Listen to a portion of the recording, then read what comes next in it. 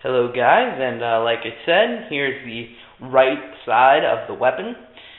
So basically it's very similar to the other side, so I'm not going to go over everything, but you have your stock hinge, your other fire selector, which, you know, for all you lefties out there, you're going to be controlling the weapon with that one, your right-handed magazine release, your shell deflector, which is also what the stock locks into, your front takedown pin, and your rails. So yeah, pretty simple on that side. So now let's get into the takedown because it's very easy.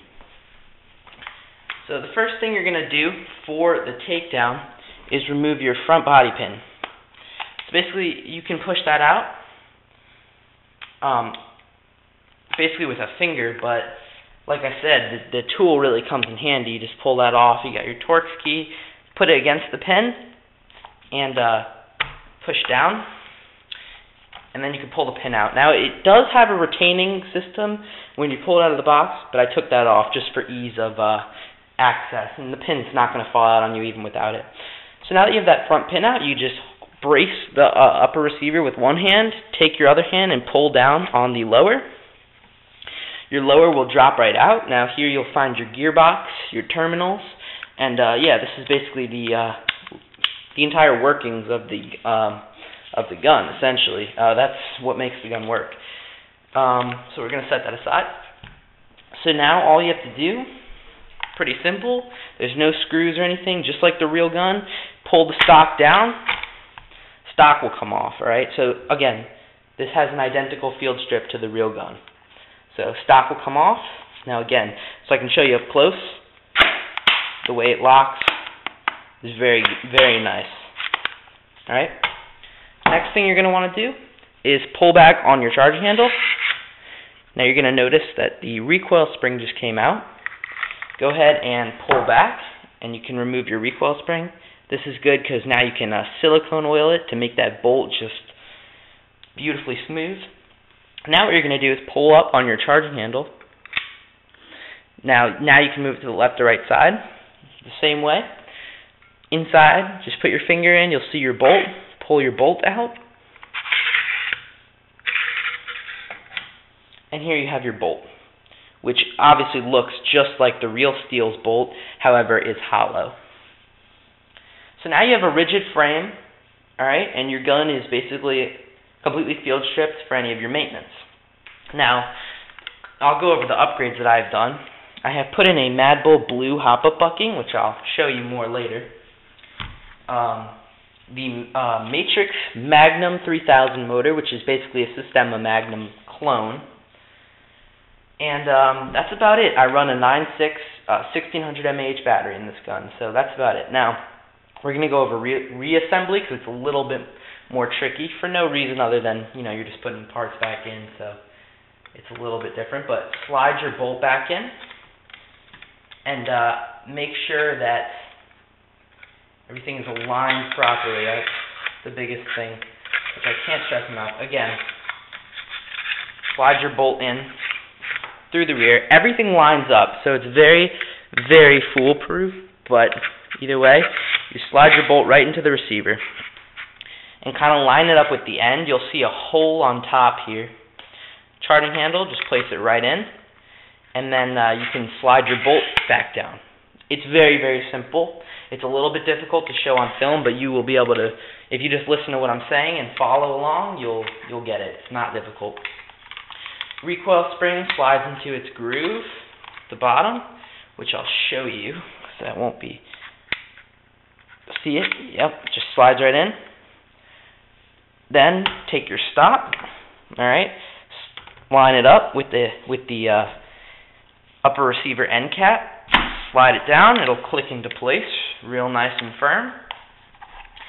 Take your lower receiver, slide it in, back first, it'll click into place, then press your front and it'll also click into place.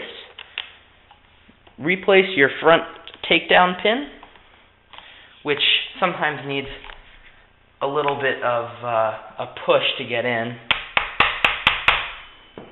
Sometimes you can use that, but a really good tool is this is this flash hider. I just like to unscrew it whenever I'm doing work on this gun, and I can very easily tap pins into place and it won't even scratch it, alright? I mean, I'm telling you, man, that flash hider itself is a tank, and the threads are pretty short, so it doesn't take any time, really. Alright, so now our front pin back in, we can function check the SCAR. Works like a beauty.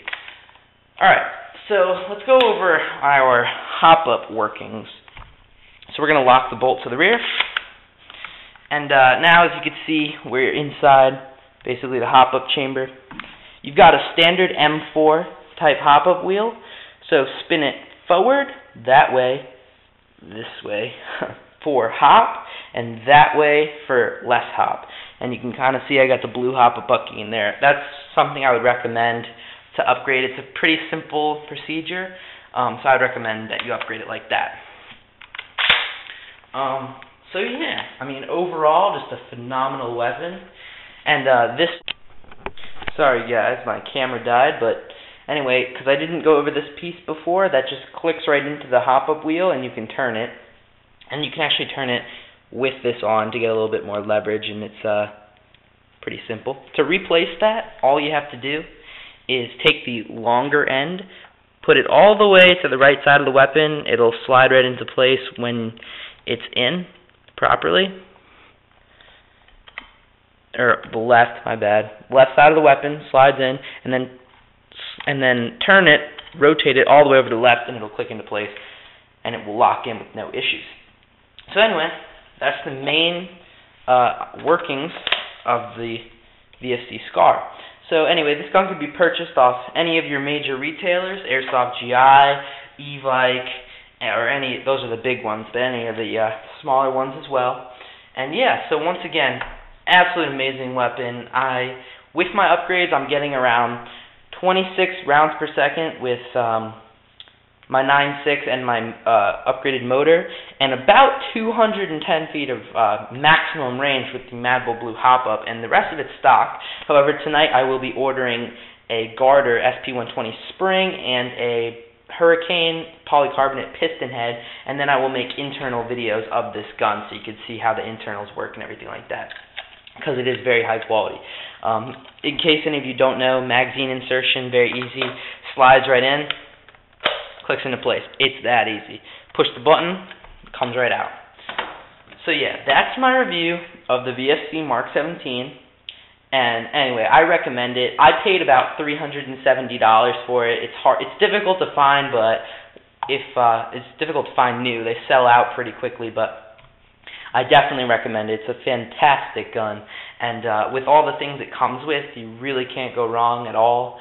So yeah, once again, I highly recommend it. It's a great gun, and thank you for watching, and please subscribe, rate, comment, request for more videos, and we have contests all the time, so yeah, hope you enjoyed this video, and please comment.